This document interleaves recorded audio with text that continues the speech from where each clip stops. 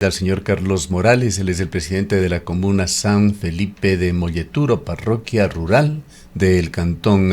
Cuenca. Señor Morales, bienvenido. La parroquia que usted representa, Molleturo, es uno de los claros ejemplos en la provincia de La Suay de cómo el abandono gubernamental, el desarrollo asimétrico del país afectan a esta ciudad y provincia. Justamente Molleturo se ve afectada por todos estos males, el pésimo sistema vial, la actividad minera ilegal que también se da, según sus propios relatos, señor Morales, que nos ha dado en otras entrevistas, que se da en esa zona, y a esto tenemos que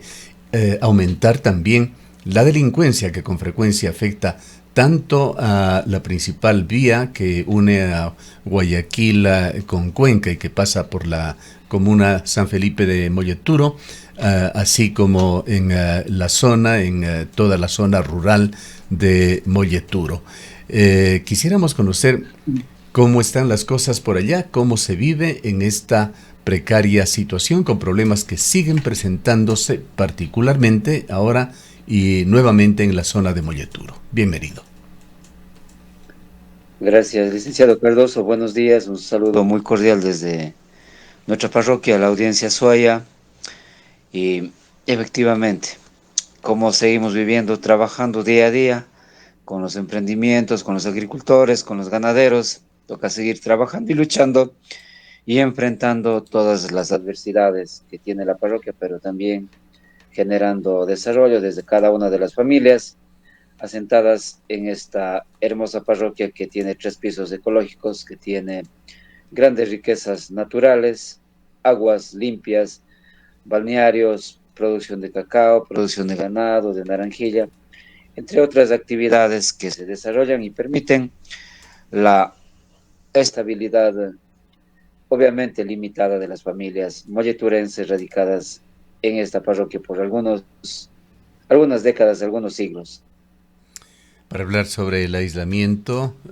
frecuente que tiene Molleturo, empecemos por el kilómetro 49. Acabamos de transmitir un reportaje con el ingeniero José Jaramillo. Él fue subsecretario zonal 6 aquí en el austro del país. Esto fue en el gobierno de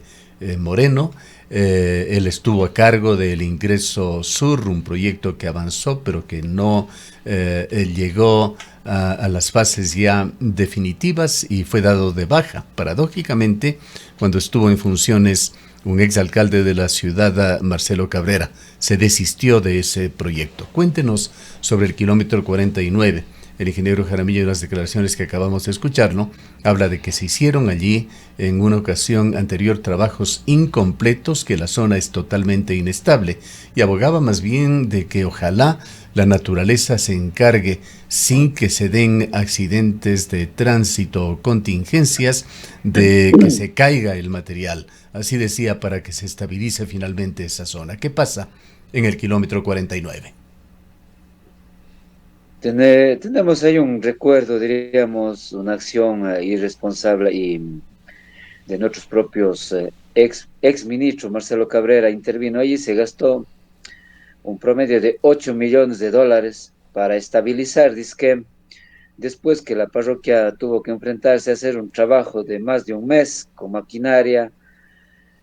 haciendo mingas, inició la estabilización, pero los técnicos dirigidos por Marcelo Cabrera, el Ministerio de Obras Públicas, tomaron eso, contrataron a una empresa que jamás cumplió, jamás hizo un trabajo responsable. Y ahí está muy claro que no necesitamos mandar técnicos. Cada invierno caen los derrumbos y nunca se estabilizó. Es por eso que ahora se encuentra semiabierta esa vía, y si hacemos un llamado al Ministerio de Obras Públicas para que se habilite adecuadamente el paso lateral, porque si hay paso por, la, por el costado de la vía y hay una plataforma que se logró hacer gracias a la posición de Molleturo, que no permitimos que ese material se vaya a botar en otro lugar, sino en la misma quebrada del kilómetro 49. Entonces quedó una buena plataforma construida ahí. Eso necesitamos poner nada más que lastre, un adecuado lastre, y el ministerio pues que se dedique un poco más a trabajar y atender a los azuayos, a la región del Austro, habilitando la entrada y salida por este borde, por esta plataforma lateral que está allí, y ahí podemos tener el tránsito por este kilómetro normalmente, para no tocar y evitar el peligro que al limpiar las rocas que están ahí, vuelva nuevamente a caer y a lo mejor un accidente que puede cobrar la vida de una o varias personas allí. Entonces, ese es un llamado que hacemos. Sin embargo, también al Ministerio de Obras Públicas les encaminamos, les exigimos que pongan en ejecución, y ellos tienen estudios de 15 a 17 sitios peligrosos. Y estamos a la espera de que los recursos que ha estado anunciando el subsecretario actualmente, pues ya deje de anunciar y ejecute, porque hay varios tramos de la vía que están con la mesa, con la zona de rodadura en pésimo estado, destruido, asentado, y ese es un peligro bastante constante, porque lo que tienen que hacer es también poner señalética. En el kilómetro 90, por ejemplo, no dan un mantenimiento, al menos que den un mantenimiento permanente para que se evite ahí las zanjas que se hacen con la lluvia, provoca unas grandes sequías ahí, y eso también es muy peligroso para el tránsito. Entonces, hay bastante ineficiencia en la atención de la vía de su subsecretario y del director provincial de Obras Públicas. Entonces, eso no afecta a mí, no afecta a Molleturo, sino afecta a todo el comercio, a todo el turismo, sobre todo, que Cuenca tiene un alto ingreso por el tema turístico. Entonces, en estos feriados son donde tiene que estar ya habilitados estos tramos, de tal manera que esa es la situación en la vía estatal. Las vías intercomunitarias, que ya es competencia de la prefectura de la SUAY, hemos insistido por decenas de veces que se asigne el equipo caminero para la parroquia, y no se envía uno o dos máquinas que no pueden cumplir el trabajo que hace todo un equipo caminero de mantenimiento de varios ejes viales. Nosotros tenemos como 4 ejes viales que bajan desde la sierra hacia la costa y salen en los diferentes puntos, tanto de la provincia del Guayas como de la provincia del Cañar, y eso une entre las zonas productivas alta, media y baja, y también a la zona comercial. Esa es una situación dura y real, pero ahí nos toca seguir viviendo, trabajando, haciendo mingas para habilitar parcialmente algunos pasos, pero en otras zonas ya es difícil poder habilitar con mingas, y con la intervención de la gente se necesita maquinaria. Entonces aquí hay dos instituciones que tienen que ser más responsables: el Ministerio de Obras Públicas y también el Consejo Provincial de la SUAY, estimado licenciado Cardoso.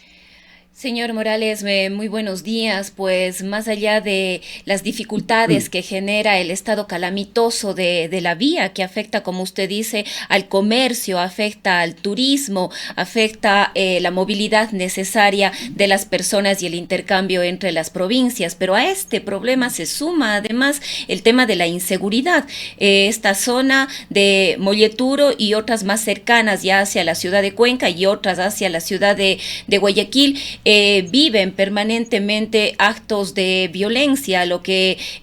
se suma a estos otros problemas que existen y que dificultan la movilidad y el traslado. Nosotros no nos cansaremos de exigir a las entidades correspondientes, incluso como habitantes de la propia zona, y no solo Molleturo, sino la provincia, contribuimos a través de varios espacios, a través del pago en el servicio de luz, pago en el predio rústico, fuera del impuesto que el gobierno nacional nos creó. Pues como usted sabe, todos pagamos el 15% en el IVA, y un monto de ahí es para seguridad. Vemos que hay una suerte de irresponsabilidad e ineficiencia entre los organismos de control. El municipio de Cuenca, la prefectura, la gobernación y la policía tienen que articular. Cada quien trabaja por su lado, pretendiendo figurarse y demostrar que están atendiendo, que están controlando la inseguridad. Y ese trabajo aislado no permite unir esfuerzos, sumar recursos técnicos, humanos, y obviamente recursos tácticos de personal que pueda frenar el avance de la delincuencia. Pues cada agricultor, cada comunidad tiene que ver cómo se defiende, cómo se arma para poder enfrentar esos, y no puede parar de trabajar, no puede dejar de viajar, porque paralizaría todas sus actividades, la gente que trabaja en la ciudad, la gente que estudia, la gente que hace diferentes labores comerciales, tiene que seguir trabajando ahí,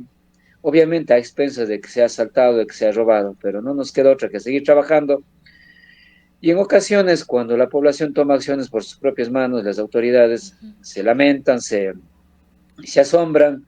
pero no queda otra situación a la población. Nosotros, pues hasta el último día de que con la bendición de Dios tengamos vida,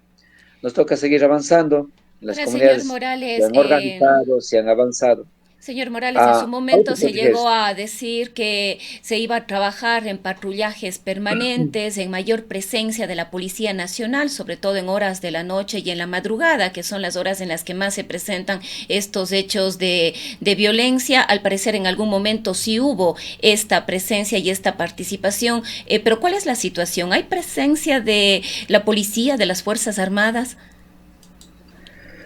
Sí hay presencia, pero es un trabajo que no se articulan, es un trabajo aislado, diríamos. Sabemos si en el tema de seguridad, pues hay cuestas,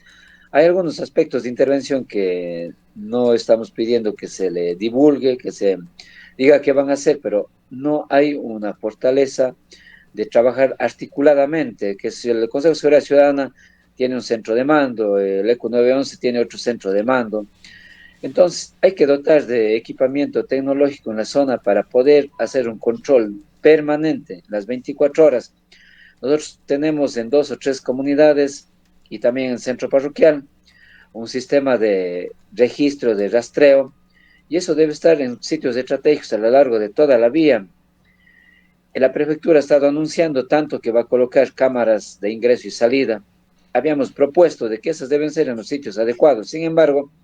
se está colocando en sitios para ellos estratégicos, pero no para la seguridad, porque al colocar del puente de Tamarindo, entre el puente de Tamarindo y el control de ingreso al cajas de productos peligrosos para el Parque Nacional,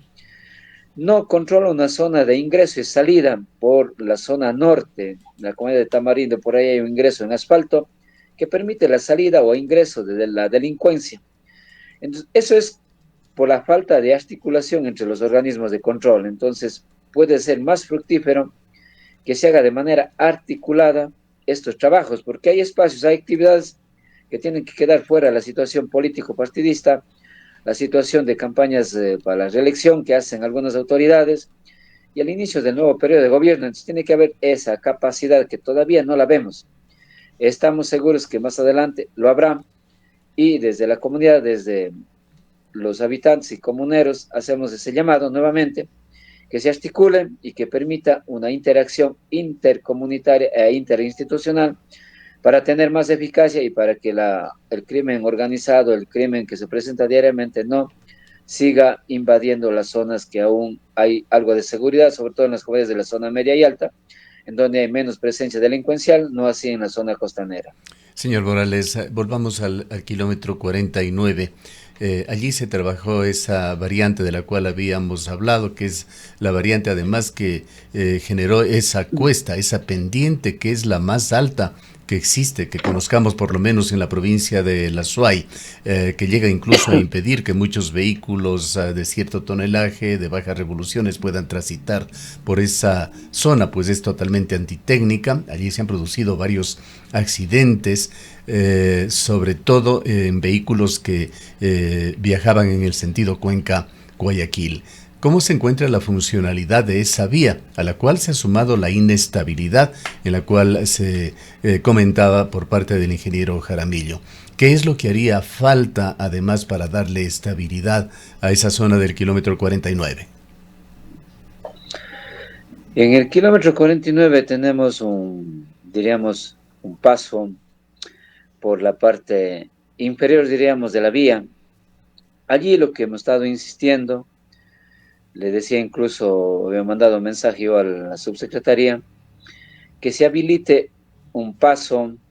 colocando al menos lastre con el debido proceso de aseguramiento para que los vehículos puedan transitar. Por ese costado, diríamos, de la vía, es una plataforma ancha, tenemos que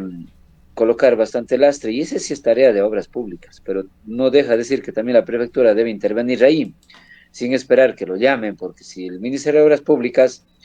no tiene la voluntad técnica y política de atender eso, debe intervenir la prefectura de la SUAY, porque no es un trabajo mayor que tiene que tener unas 2 o 3 máquinas ahí, se lo arregla y así se evitan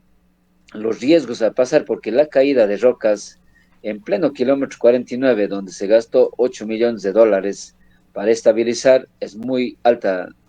la peligrosidad ahí, porque es constante caída. Por ventaja, pues parece que el verano está acercándose ya, allí hay menos riesgo y así que ya en el verano pues tendremos un paso por allí más permanente. Entonces, a los técnicos yo sí les invitaríamos que estamos ahí dispuestos a conversar, hasta hacer unas mingas ahí. La gente, nuestros amigos emprendedores de más de 30 restaurantes que están desde Miguir hasta Tamarindo, siempre lo han hecho y están dispuestos a hacer una minga ahí técnica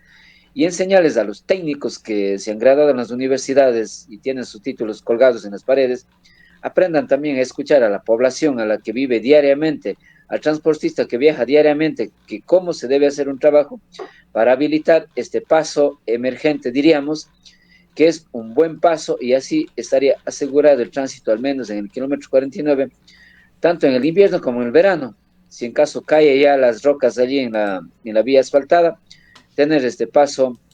eh, alternativo sin mayor problema y pues son, qué sé yo, no es, hay más de unos 300 metros que se pasa y otra vez ya estamos en la vía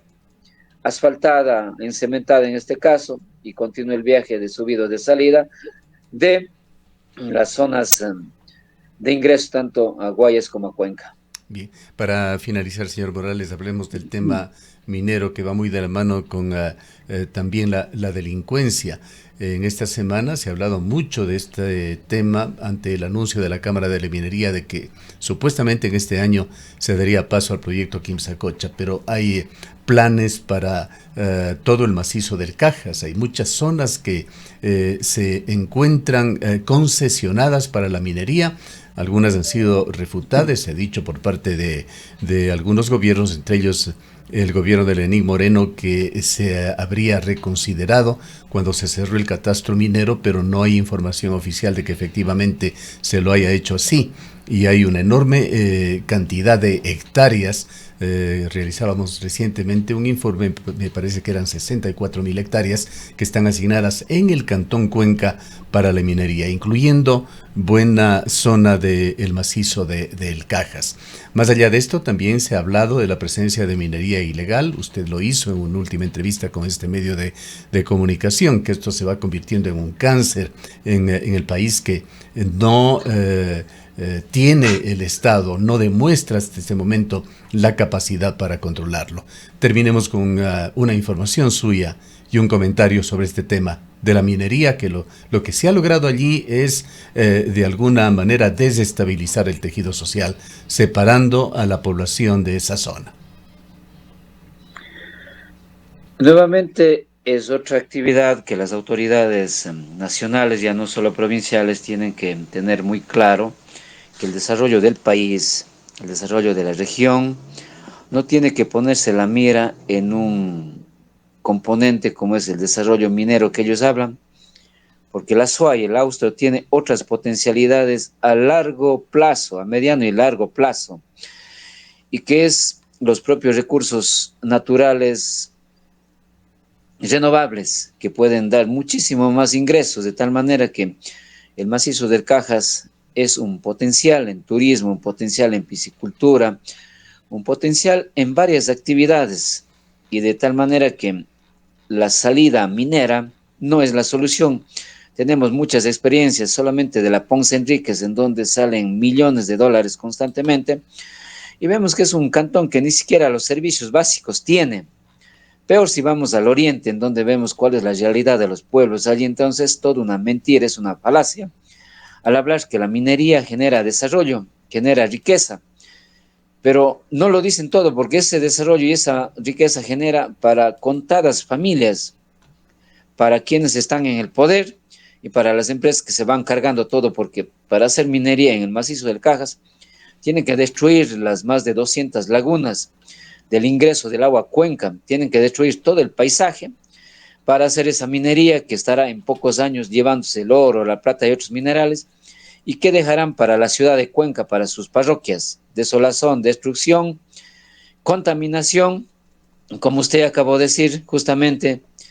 todo el registro, todo el tejido social destruido, las familias entre familias de enemigos, y finalmente pues nos habrán dejado pobreza y miseria. Eso es que tiene que darse en cuenta el gobierno, que no tiene que ser servil a los intereses transnacionales, sino tiene que ser responsable como empresario, incluso que es este gobierno, tiene que ser capaz de ver cuál es el progreso para su país, hasta para sus propias empresas,